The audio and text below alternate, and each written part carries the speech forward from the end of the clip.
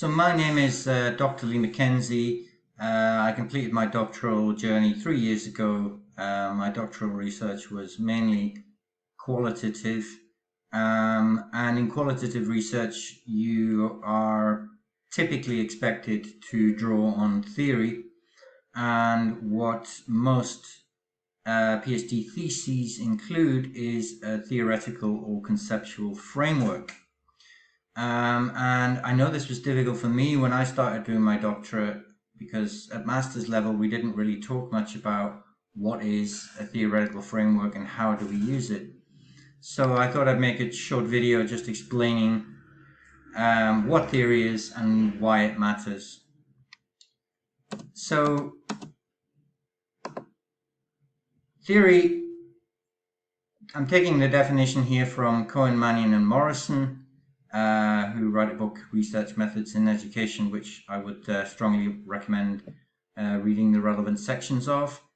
So if you're doing quantitative research, they have a section on quantitative. If you're doing mixed, there's information about that. But it also is useful for being your go-to book when you're trying to learn about a new concept or idea, or theoretical principle or methodological principle relating to your research. So theory, according to these authors, is a set of meanings which people use to make sense of their world and behavior within it. If nothing else, a theory is a convenience. It constitutes an attempt to make sense out of what we know concerning a given phenomenon. So theory can help us to recognize, understand, explain, and predict phenomena. It can help us identify areas for further investigation and highlight gaps in our knowledge. It can help us to recognize patterns and relationships. And it can prove our practice. And this is a quote from Turner, who says that to the extent that our theory is sound, we should meet with fewer surprises in our practice and be better able to solve problems. So if the theory fits with the findings coming out of our research, then there are going to be fewer surprises. But if the theory doesn't fit, then you might ask yourself, well, is this the right theory? Or do I need to make changes to this theory that account for these findings in the data? And theory helps us ultimately to better understand ourselves and the world around us. I'll give you one example of this: Maslow's hierarchy of need.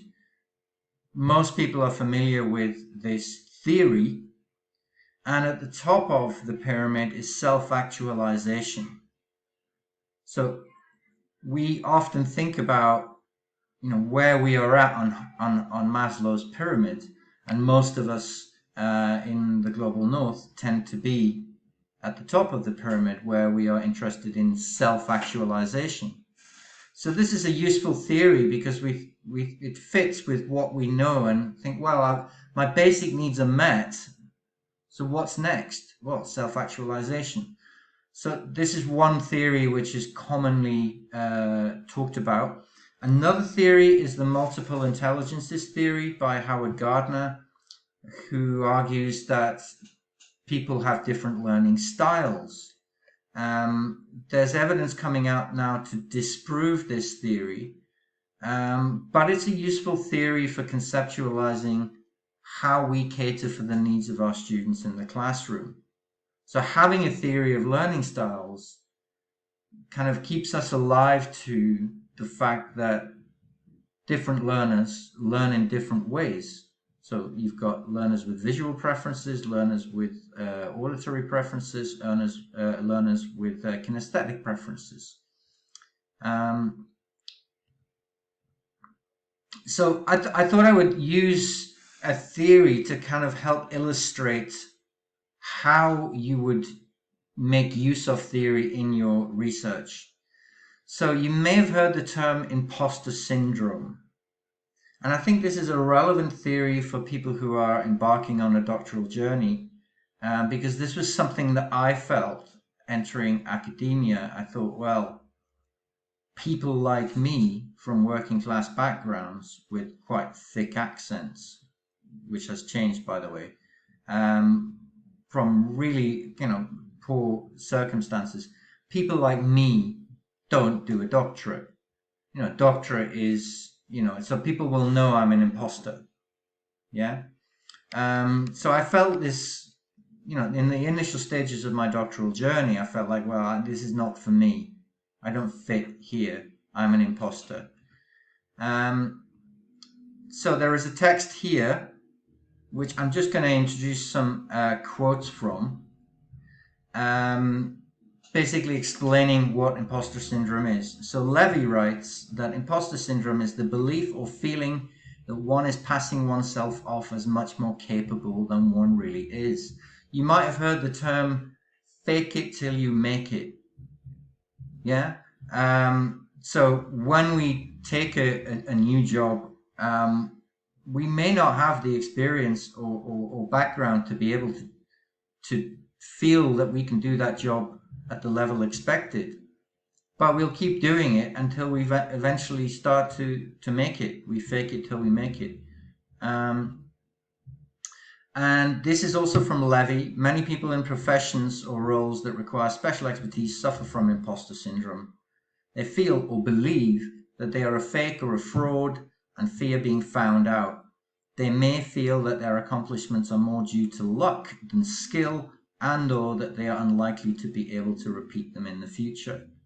So if you feel like that, it could be that you are suffering from imposter syndrome. And we can have imposter syndrome in all walks of life, not just academia. But it's this, this persistent sense that, I'm not good enough, or, people will see me, people will find me out, they'll realize that I'm actually, a bit of a charlatan. And that's a deep-seated belief that many people have about their own inadequacy. So imposter syndrome arises at least in part because pretense is often practically necessary for the acquisition of the skills and disposition required by the roles occupied those who experience it. We are often required to fake it till we make it, and faking recedes slowly once we have made it.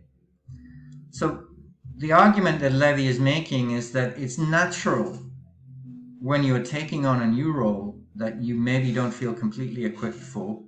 You might have to fake it a little bit until you've acquired the skills necessary. But how else could you acquire the skills? I guess it's a bit of a sink or swim approach. But, the fact that you've been offered that job in the first place, or the fact that you've been offered a place on the doctorate in the first place, it's not just throwing you into the deep end. There is this sense that, well, you can already swim. Maybe not very well, but you can swim. So the other skills you can learn on the job.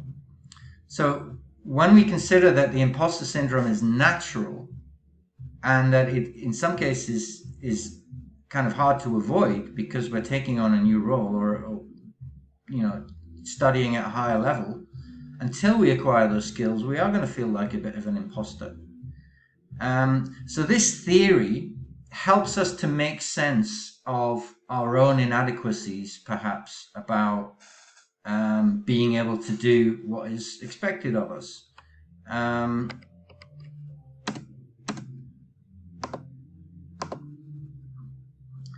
But with any theory, you also need to interrogate the theory. So if you were using the theory of imposter syndrome as your theoretical framework, you would outline what the theory is. You would say why you're using the theory, why is it relevant to what you're studying, and also how you intend to use the theory. So for example, imposter syndrome, I'm studying feelings of low self-esteem among doctoral researchers. I'm using imposter syndrome because this theory helps us to make sense of why people might have low self-esteem during their doctoral journey. But when you're engaging with theory, you should also look, because at doctoral level, you're expected to somehow make a contribution to theory, to advance the theory, or to highlight inadequacies or gaps in the theory to take that theory further. So calling it an imposter syndrome is problematic. So if I was researching this at doctoral level, I would research, what is imposter syndrome? Are there any problems with this theory? Is there anything about this theory which I don't feel fits with my research or the things that I want this theory to illuminate in the data? And Feenstra here argues that it gives the impression that the individuals who experience it are patients. It's a syndrome. So it's somehow an illness, which is highly problematic as it implies a medical model of dysfunction within the individual.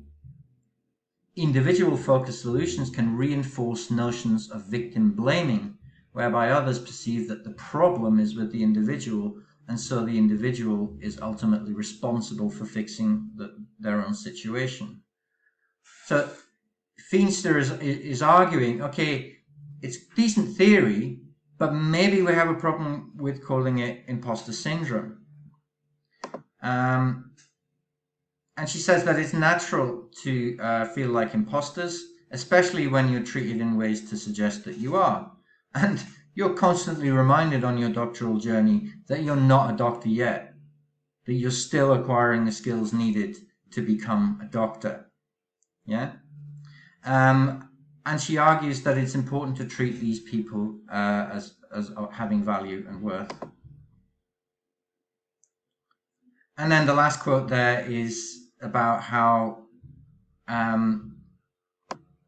in a way the system has to take some responsibility, because if you feel like an imposter, it's probably because people like you are not common in those kinds of roles, or doing a doctorate, for example. My wife, who is black, can relate to this as a black academic. There are not that many people like her. And to say, well, it's her fault, it's a syndrome that she has to come to terms with, is basically saying, well, the system then bears no responsibility for this. So this is how Feenstra advances imposter syndrome theory and says that it should be called a phenomenon instead.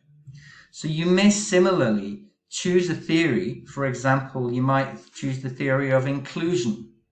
And inclusion has some problems, because if we have inclusion, then it implies that there is somebody who is excluded.